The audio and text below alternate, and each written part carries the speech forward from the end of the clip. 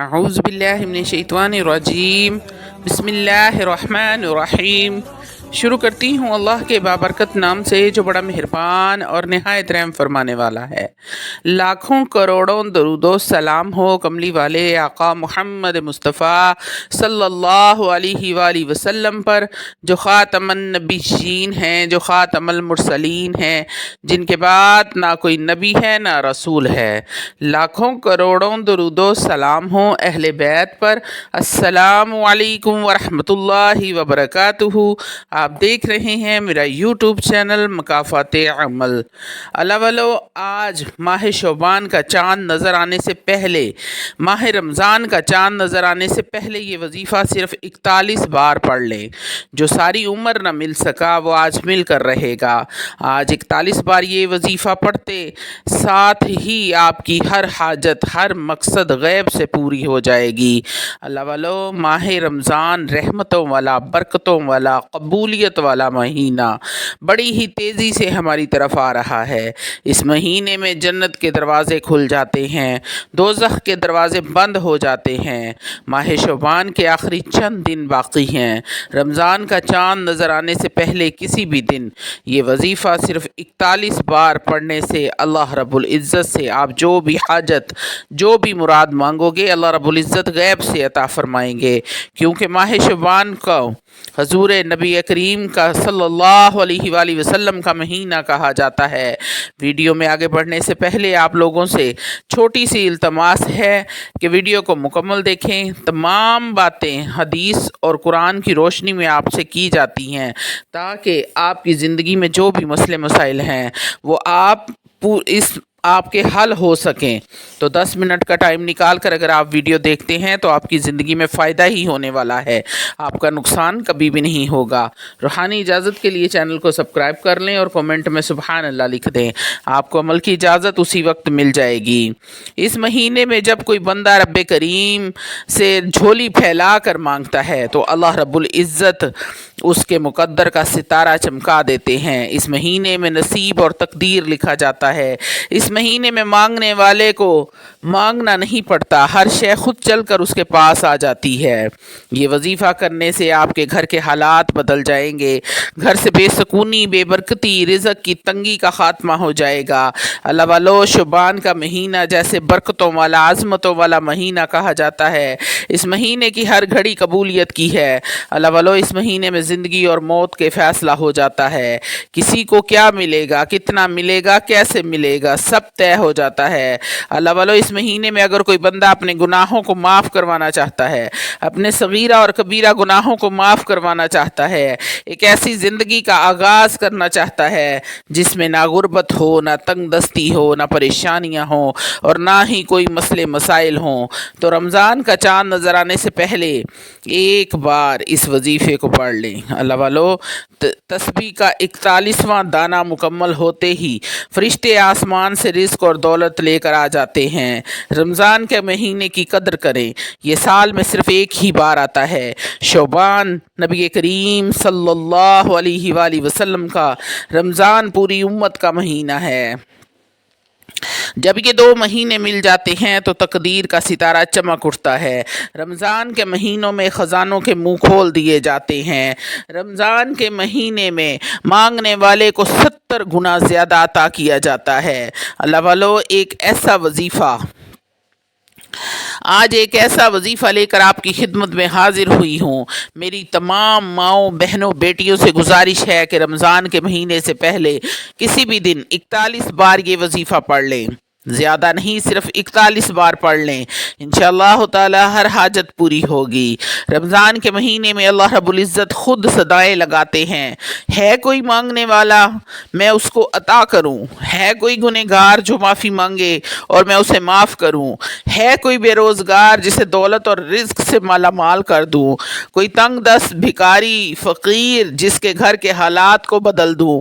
اگر آج کوئی شخص قرض دار ہے، کروڑوں کا قرض ہے، قرض سے مکمل نجات کے لیے یہ وظیفہ پڑھ لو، گھر کے حالات بہتر بنانے کے لیے یہ وظیفہ پڑھ لو، میاں بیوی میں محبت کے لیے پڑھ لو، کاروباری مسائل کے حل کے لیے یہ وظیفہ کر لیں۔ اللہ والو، بڑے بڑے اعمال کر لیے، بڑے بڑے وظائف کر لیے تو کوئی فائدہ نہیں ہو رہا، تو آج رمضان آنے سے پہلے یہ وظیفہ 41 بار پڑھنے کی دیر ہے۔ آپ ساری زندگی ہاتھ اٹھا کر دعائیں دیں گے کہ واقعی ہی کسی اللہ کی بندی نے کوئی وظیفہ بتایا تھا۔ اب آتے ہیں عمل کی طرف۔ آپ نے کرنا کیا ہے؟ پاک صاف حالت میں پاک صاف جگہ پر تنہائی میں بیٹھ جانا ہے، جہاں پر کوئی بھی آپ کو ڈسٹرب نہ کرے۔ اللہ والو، اس وظیفے کو کرتے وقت وہ حاجت آپ نے لے کر بیٹھنا ہے جو کئی سالوں سے آپ کی پوری نہیں ہوئی، بڑی سے بڑی حاجت لے کر بیٹھنا ہے، دل کھول کر اللہ رب العزت سے مانگنا ہے، جھولیاں بھرنی ہیں،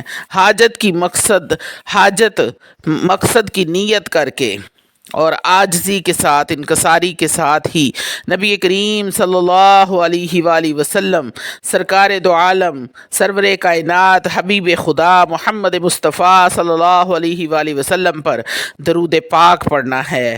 آپ نے درود ابراہیم ہی پڑھنا ہے۔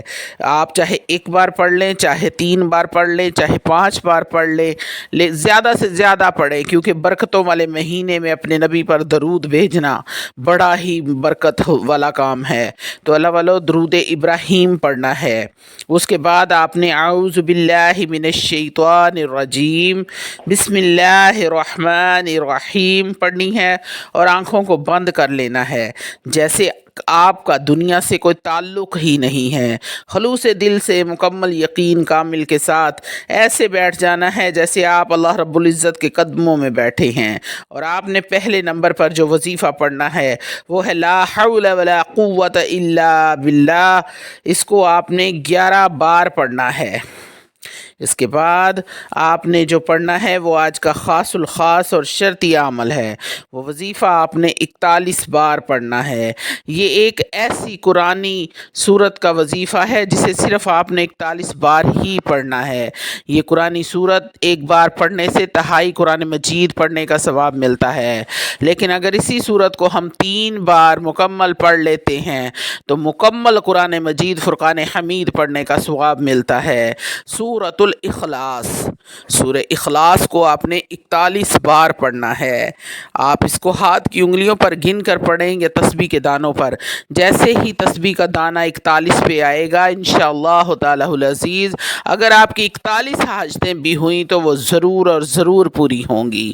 اس کے بعد آپ نے الحمدللہ یا ربی، الحمدللہ یا ربی، غور اور توجہ کے ساتھ آپ نے وظیفے کے تمام 3 وظائف ہیں اور تینوں کو آپ نے اچھے طریقے سے سمجھ لینا ہے کہ میں نے کون سے وقت میں کون سی آیت کو کتنی دفعہ بتایا ہے۔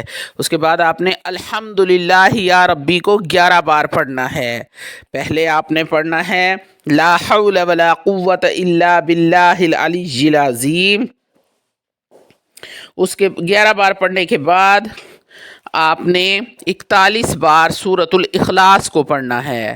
اس کے بعد آپ نے 11 بار الحمدللہ یا ربی کو پڑھنا ہے۔ اس کے بعد آپ نے اللہ رب العزت کا شکر ادا کرنا ہے کہ میرے پروردگار، اے میرے رب، تیرا لاکھوں کروڑوں بار شکر ادا کرتی ہوں کہ تم نے مجھے یہ وظیفہ پڑھنے کی ہمت اور توفیق دی۔